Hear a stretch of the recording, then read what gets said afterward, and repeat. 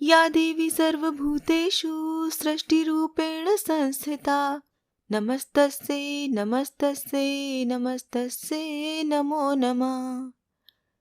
माघ गुप्त नवरात्रि के पहले दिन सुनिए दुर्गा सप्तशती का पहला अध्याय। मेधा ऋषि का राजा सुरथ और समाधि को भगवती की महिमा बताते हुए मधु कैटभ वध का प्रसंग सुनाना। मार्कंडेय जी बोले, सूर्य के पुत्र सावर्णी जो 8वें मनु कहे जाते हैं, उनकी उत्पत्ति की कथा विस्तार पूर्वक कहता हूँ, सुनो। सूर्य कुमार महाभाग सावर्णी भगवती महामाया के अनुग्रह से जिस प्रकार मनवंतर के स्वामी हुए, वही प्रसंग सुनाता हूँ। पूर्व काल की बात है। स्वारोचिष मनवंतर में सुरथ नाम के एक राजा थे, जो चैत्र वंश में उत्पन्न हुए थे। उनका समस्त भूमंडल पर अधिकार था। वो प्रजा का अपने औरस पुत्रों की भांति धर्म पूर्वक पालन करते थे। तो भी उस समय कोला विध्वंसी नाम के क्षत्रिय उनके शत्रु हो गए। राजा सुरथ की दंड नीति बड़ी प्रबल थी। उनका शत्रुओं के साथ संग्राम हुआ। यद्यपि कोला विध्वंसी संख्या में कम थे, तो भी राजा सुरथ युद्ध में उनसे परास्त हो गए। तब वो युद्ध भूमि से अपने नगर को लौट आए और केवल अपने देश के ही राजा होकर रहने लगे। किंतु वहां भी उन प्रबल शत्रुओं ने उस समय महाभाग राजा सुरथ पर आक्रमण कर दिया। राजा का बल क्षीण हो चला था, इसीलिए उनके दुष्ट, बलवान और दुरात्मा मंत्रियों ने वहां उनकी राजधानी में भी राजकीय सेना और खजाने को हत्या लिया। सुरथ का प्रभुत्व नष्ट हो चुका था, इसीलिए वो शिकार खेलने के बहाने घोड़े पर सवार होकर वहां से अकेले ही एक घने जंगल में चले गए। वहां उन्होंने वे प्रवर मेधा मुनि का आश्रम देखा, जहां कितने ही हिंसक जीव अपनी स्वाभाविक हिंसा वृत्ति छोड़कर परम शांत भाव से रहते थे। मुनि के बहुत से शिष्य उस वन की शोभा बढ़ा रहे थे। वहां जाने पर मुनि ने उनका सत्कार किया और वो उन मुनि श्रेष्ठ के आश्रम पर इधर उधर विचरते हुए कुछ काल तक रहे। फिर ममता से आकृष्ट चित्त होकर वहां इस प्रकार चिंता करने लगे, पूर्व काल में मेरे पूर्वजों ने जिसका पालन किया था, वही नगर आज मुझसे रहित है। पता नहीं मेरे दुराचारी भृत्यगण उसकी धर्म पूर्वक रक्षा करते हैं या नहीं। जो सदा मद की वर्षा करने वाला और शूरवीर था, वो मेरा प्रधान हाथी अब शत्रुओं के अधीन होकर न जाने किन भोगों को भोगता होगा। जो लोग मेरी कृपा, धन और भोजन पाने से सदा मेरे पीछे पीछे चलते थे, वो निश्चय ही अब दूसरे राजाओं का अनुसरण करते होंगे। उन अपव्ययी लोगों के द्वारा सदा खर्च होते रहने के कारण अत्यंत कष्ट से जमा किया हुआ मेरा वो खजाना खाली हो जाएगा। ये तथा और भी कई बातें राजा सुरथ निरंतर सोचते रहते थे। एक दिन उन्होंने वहां विप्रवर मेधा के आश्रम के निकट एक वैश्य को देखा और उससे पूछा, भाई, तुम कौन हो? यहाँ तुम्हारे आने का क्या कारण है? तुम क्यों शोकग्रस्त हो और अनमने से दिखाई देते हो? राजा सुरथ का ये प्रेम पूर्वक कहा हुआ वचन सुनकर वैश्य ने विनीत भाव से उन्हें प्रणाम करके कहा। वैश्य बोला, राजन, मैं धनियों के कुल में उत्पन्न एक वैश्य हूँ। मेरा नाम समाधि है। मेरे दुष्ट स्त्री पुत्रों ने धन के लोभ से मुझे घर से बाहर निकाल दिया है। मैं इस समय धन, स्त्री और पुत्रों से वंचित हूँ। मेरे विश्वसनीय बंधुओं ने मेरा ही धन लेकर मुझे दूर कर दिया है। इसीलिए दुखी होकर मैं वन से चला आया हूँ। यहाँ रहकर मैं इस बात को नहीं जानता कि मेरे पुत्रों की, स्त्री की और स्वजनों की कुशल है या नहीं। इस समय घर में वो कुशल से रहते हैं अथवा उन्हें कोई कष्ट है। वो मेरे पुत्र कैसे हैं? क्या वो सदाचारी हैं अथवा दुराचारी हो गए हैं? राजा ने पूछा, जिन लोभी स्त्री पुत्र आदि ने धन के कारण तुम्हें घर से निकाल दिया, उनके प्रति तुम्हारे चित्त में इतने स्नेह का बंधन क्यों है?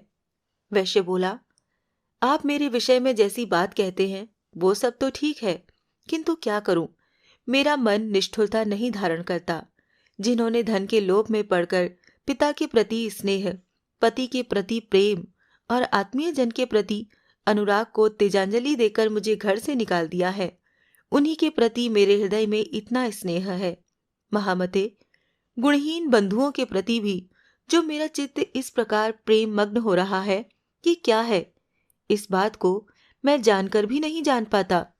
उनके लिए मैं लंबी सांसें ले रहा हूँ और मेरा हृदय अत्यंत दुखित हो रहा है। उन लोगों में प्रेम का सर्वथा अभाव है, तो भी उनके प्रति जो मेरा मन निष्ठुर नहीं हो पाता, इसके लिए क्या करूं? मार्कंडेय जी कहते हैं, ब्रह्मन, तदंतर राजाओं में श्रेष्ठ सुरथ और वो समाधि नामक वैश्य दोनों साथ साथ मेधा मुनि की सेवा में उपस्थित हुए और उनके साथ यथा योग्य न्यायानुकूल विनयपूर्ण वर्ताव करके बैठे। तत्पश्चात वैश्य और राजा ने कुछ वार्तालाप आरंभ किया। राजा ने कहा, भगवन, मैं आपसे एक बात पूछना चाहता हूँ, उसे बताइए। मेरा चित्त अपने अधीन न होने के कारण वो बात मेरे मन को बहुत दुखी देती है। जो राज्य मेरे हाथ से चला गया है, उसमें और उसके संपूर्ण अंगों में मेरी ममता बनी हुई है। मुनि श्रेष्ठ, ये जानते हुए भी कि वो अब मेरा नहीं है, अज्ञानी की भांति मुझे उसके लिए दुख होता है। ये क्या है? इधर ये वैश्य भी घर से अपमानित होकर आया है। इसके पुत्र, स्त्री और भृत्यों ने इसे छोड़ दिया है। स्वजनों ने भी इसका परित्याग कर दिया है, तो भी ये उनके प्रति अत्यंत हार्दिक स्नेह रखता है। इस प्रकार ये तथा मैं दोनों ही बहुत दुखी हैं, जिसमें प्रत्यक्ष दोष देखा गया है। उस विषय के लिए भी हमारे मन में ममता जनित आकर्षण पैदा हो रहा है। महाभाग, हम दोनों समझदार हैं, तो भी हमें जो मोह पैदा हुआ है, ये क्या है? विवेक शून्य पुरुष की भांति मुझ में और इसमें भी ये मूर्ता प्रत्यक्ष दिखाई देती है। ऋषि बोले, महाभाग, विषय मार्ग का ज्ञान सब जीवों को है। इसी प्रकार विषय भी सबके लिए अलग अलग हैं। कुछ प्राणी दिन में नहीं देखते और दूसरे रात में ही नहीं देखते, तथा कुछ जीव ऐसे हैं जो दिन और रात्रि में भी बराबर ही देखते हैं। ये ठीक है कि मनुष्य समझदार होते हैं, किंतु केवल वो ही ऐसे नहीं होते। पशु, पक्षी और मृग आदि सभी प्राणी समझदार होते हैं। मनुष्यों की समझ भी वैसी ही होती है जैसी उन मृग और पक्षियों की होती है, तथा जैसी मनुष्यों की होती है वैसी ही उन मृग और पक्षी आदि की होती है। ये तथा अन्य बातें भी प्राय दोनों में समान ही हैं। समझ होने पर भी इन पक्षियों को तो देखो, ये स्वयं भूख से पीड़ित होते हुए भी मोहवश बच्चों की चोंच में कितने चाव से अन्न के दाने डाल रहे हैं।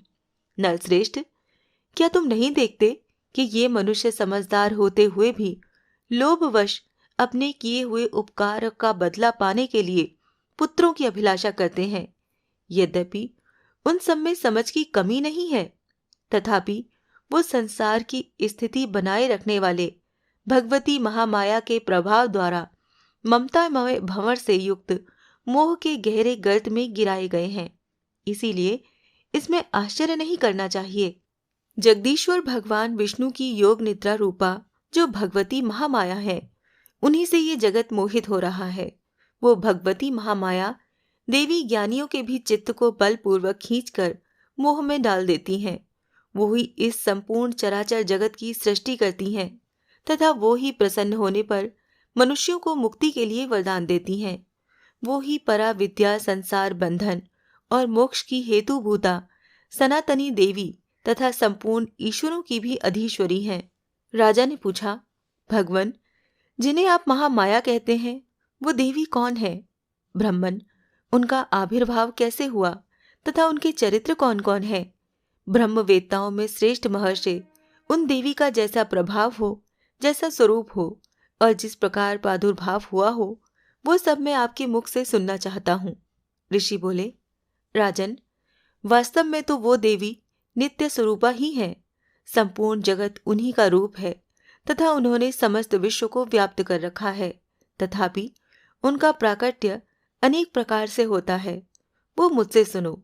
यद्यपि वो नित्य और अजन्मा है, तथापि जब देवताओं का कार्य सिद्ध करने के लिए प्रकट होती हैं, उस समय लोक में उत्पन्न हुई कहलाती हैं।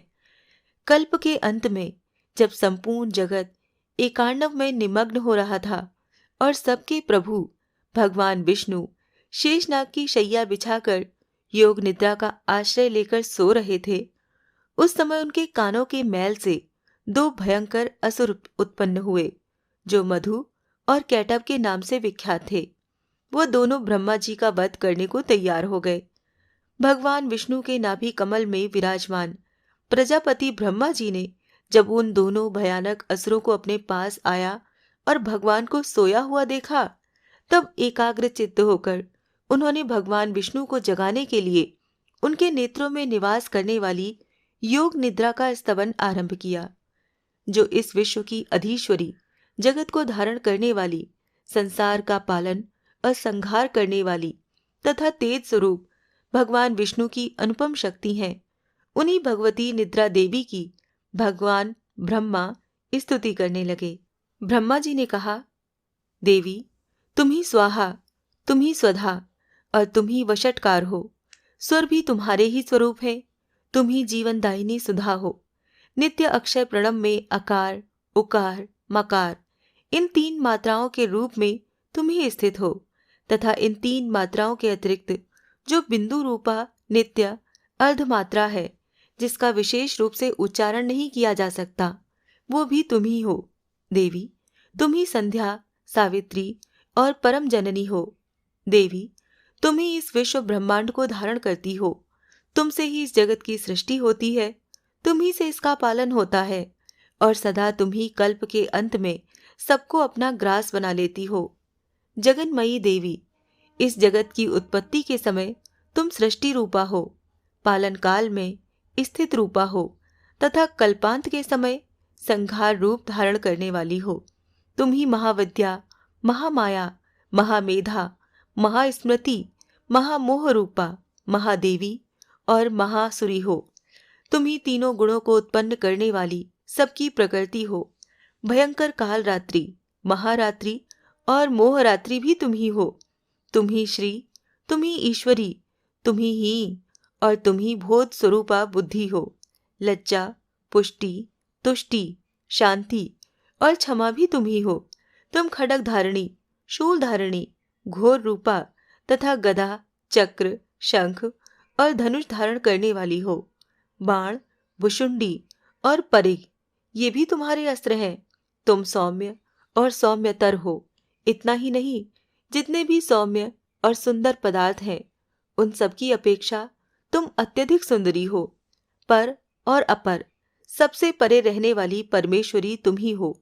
सर्व स्वरूपे देवी, कहीं भी सत असत जो कुछ वस्तुएं हैं और उन सबकी जो शक्ति है, वो तुम ही हो। ऐसी अवस्था में तुम्हारी स्तुति क्या हो सकती है, जो इस जगत की सृष्टि, पालन और संहार करते हैं। उन भगवान को भी जब तुमने निद्रा के अधीन कर दिया है, तब तुम्हारी स्तुति करने में यहाँ कौन समर्थ हो सकता है। मुझको, भगवान शंकर को तथा भगवान विष्णु को भी तुमने ही शरीर धारण कराया है, अतः तुम्हारी स्तुति करने की शक्ति किसमें है। देवी, तुम तो अपने इन उदार प्रभावों से ही प्रशंसित हो। ये जो दोनों दुर्धर्ष असुर मधु और कैटभ हैं, इनको मोह में डाल दो और जगदीश्वर भगवान विष्णु को शीघ्र ही जगा दो। साथ ही इनके भीतर इन दोनों महान असुरों को मार डालने की बुद्धि उत्पन्न कर दो।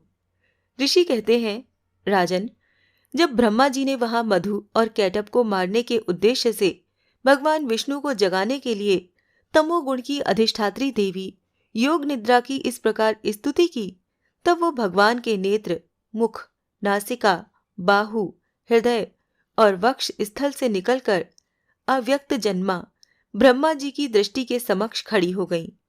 योग निद्रा से मुक्त होने पर जगत के स्वामी भगवान जनार्दन उस एकार्णव के जल में शेषनाग की शैया से जाग उठे। फिर उन्होंने उन दोनों असुरों को देखा। वो दुरात्मा मधु और कैटभ अत्यंत बलवान और पराक्रमी थे और क्रोध से लाल आंखें किए ब्रह्मा जी को खा जाने के लिए उद्योग कर रहे थे। तब भगवान श्री हरि ने उठकर उन दोनों के साथ 5000 वर्षों तक केवल बाहु युद्ध किया। वो दोनों भी अत्यंत बल के कारण उन्मत्त हो रहे थे। इधर महामाया ने भी उन्हें मोह में डाल रखा था। इसीलिए वो भगवान विष्णु से कहने लगे, हम तुम्हारी वीरता से संतुष्ट हैं, तुम हम लोगों से कोई वर मांगो। श्री भगवान बोले, यदि तुम दोनों मुझ पर प्रसन्न हो तो अब मेरे हाथ से मारे जाओ। बस इतना सा ही मैंने वर मांगा है, यहाँ दूसरे किसी वर से क्या लेना है। ऋषि ने कहा, इस प्रकार धोखे में आ जाने पर जब उन्होंने संपूर्ण जगत में जल ही जल देखा, तब कमल नयन भगवान से कहा, जहां पृथ्वी जल में डूबी हुई न हो, जहां सूखा स्थान हो, वहीं हमारा वध करो। ऋषि कहते हैं, तब तथास्तु कहकर शंख, चक्र और गदा धारण करने वाले भगवान ने उन दोनों के मस्तक अपनी जांघ पर रखकर चक्र से काट डाले। इस प्रकार ये देवी महामाया ब्रह्मा जी की स्तुति करने पर स्वयं प्रकट हुई थीं। अब पुनः तुमसे उनके प्रभाव का वर्णन करता हूं, सुनो।